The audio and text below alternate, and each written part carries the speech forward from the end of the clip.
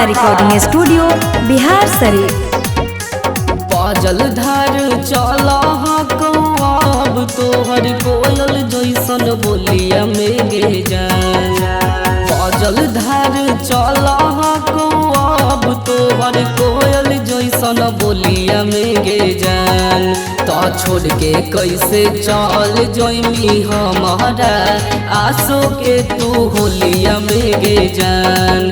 तो छोड़ के कैसे चल जैमी हमारा आसो के तू होलिया में गे जान।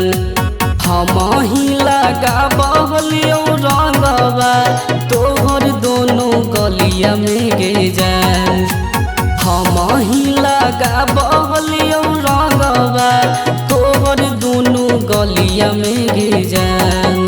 तो छोड़ के कैसे चल जैमी हमारा आसो के तू होलिया में गे जान।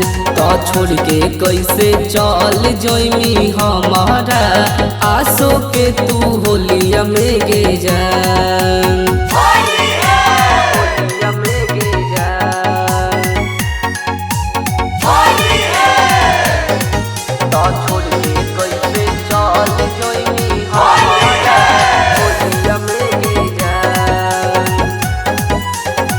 बैठी के मारहियो नदिया में ढेला गे रहल न जोइतो जानू तोह से अकेला गे।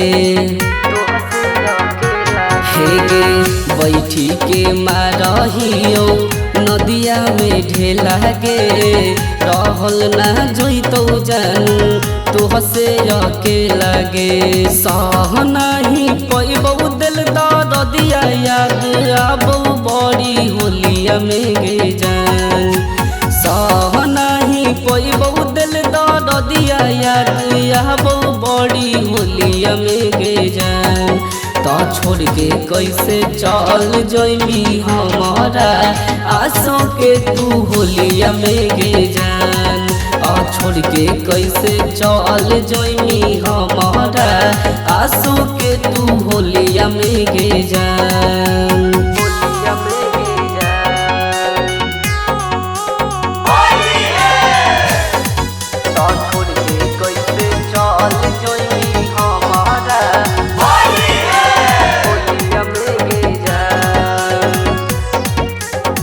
छोरी के जैमी जानू अपन ससुरवा होलिए में खाई लेबौ हम महुरवा।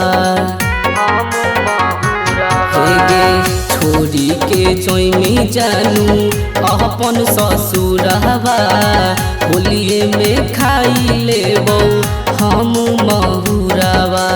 अंकुश आनंद के छोड़ी जैमी अनुराग सत चढ़ी डोलिया में गे जान। अंकुश आनंद के छोड़ी जैमी अनुराग सत चढ़ी डोलिया में गे जान। तो छोड़ के कैसे चल जैमी हमारा आसो के तू होलिया में गे जान। तो छोड़ के कैसे चल जैमी हमारा आसो के तू होलिया में गे जान।